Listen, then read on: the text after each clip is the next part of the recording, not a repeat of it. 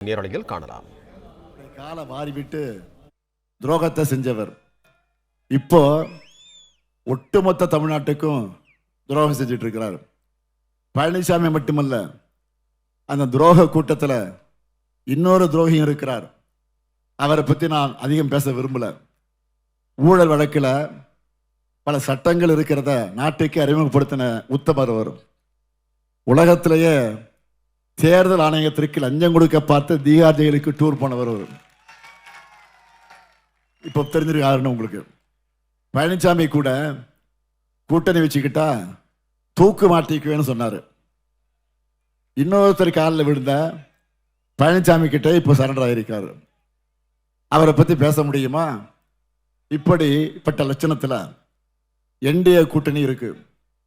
பாஜகவுக்கு பல்லக்கு தூக்குற துரோகிகளுக்கு இந்திய திணிச்சாலும் கவலை இல்லை, நீட் தேர்விலிருந்து விலக்கு தரவில்லை என்றாலும் கவலை இல்லை, கல்வி நிதி நிறுத்தினாலும் கவலை இல்லை, தமிழ்நாட்டுக்கான நிதியை நிறுத்தினாலும் கவலை இல்லை, 100 நாள் வேலை திட்டத்துக்கு மூடு விழா நடத்தினாலும் கவலை இல்லை, பேரிட இழப்பு நிதியை கொடுக்கவில்லை என்று சொன்னாலும் கவலை இல்லை, இஸ்லாமிய மக்களுடைய சொத்துக்களை பறிச்சாலும் கவலை இல்லை, கிறிஸ்தவர்களுக்கு எதிரான எஃப்சிஆர்ஏ சட்டம் கொண்டு வந்தாலும் கவலை இல்லை.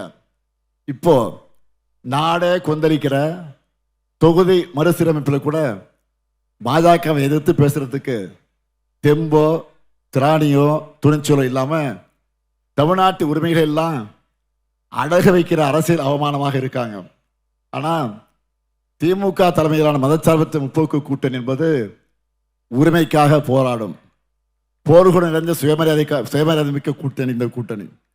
அதனால தான் டீலிமிட்டேஷன் பேரில் தமிழ்நாட்டோட கழுத்தில் கத்தியை வைக்கிறாங்கன்னு தெரிஞ்சதும் தேர்தல் பிரச்சாரத்தை அப்புறம் பார்த்துக்கலாம், முதல்ல நாடாளுமன்றத்தில் தமிழ்நாட்டுடைய அரசியல் உரிமையை நிலைநாட்ட வேண்டும் என்று சொல்லி நம்முடைய எம்பிக்கள் எல்லாம் டெல்லிக்கு அனுப்பி வச்சிருக்கிறேன். அதனால் தங்க தமிழ்ச்செல்வர்கள் இந்த மேடைக்கு வர முடியல. அவர் நான் தான் அனுப்பிச்சி வச்சிருக்கிறேன், போய் தீரணும்னு சொல்லி அனுப்பிச்சி வச்சிருக்கிறேன். டெல்லிக்கு சென்று அங்கே இப்போ கடுமையாக போராடிக்கிட்டு இருக்கிறாங்க. இங்கே தமிழ்நாட்டில் தேர்தல் பிரச்சாரத்துக்கு இடையிலையும் அதிமுகவுடைய துரோகங்களுக்கும் ஒரு சேர முடிவு கட்ட வேண்டும். தேனியில் இப்போது நான் பேசிக் கொண்டிருக்கிற போது ஒரு வெற்றி செய்தி வந்திருக்கிறது, நல்ல செய்தி வந்திருக்கிறது. அதை உங்களிடத்தில் நான் பகிர்ந்து கொடுக்குறேன்.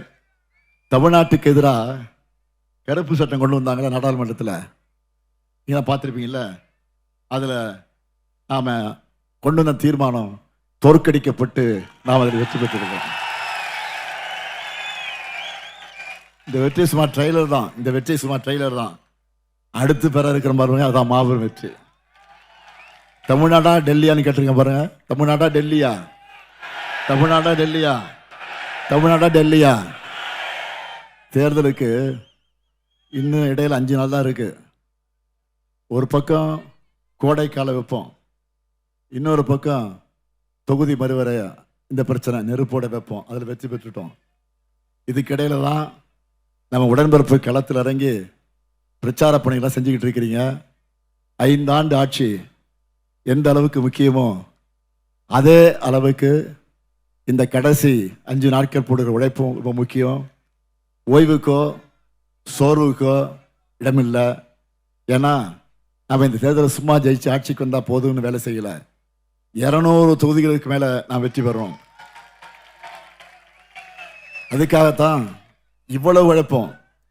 தினமும் பல மணி நேரம் பேசி கடைசி 2 நாளாக எனக்கு தொண்டையில் சின்ன கரகரப்பு இருந்து, அதுக்காக நான் தலைவராக இருக்கக்கூடிய நான் ஆற்ற வேண்டிய பணியை அந்த தொண்டை நான் மறக்கலை. ஒவ்வொரு உடன்பிறப்பும் பிடித்தான்.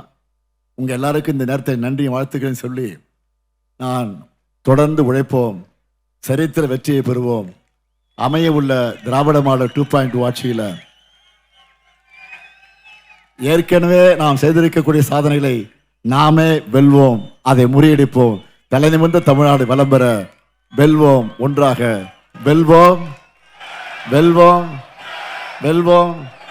நன்றி, வணக்கம்.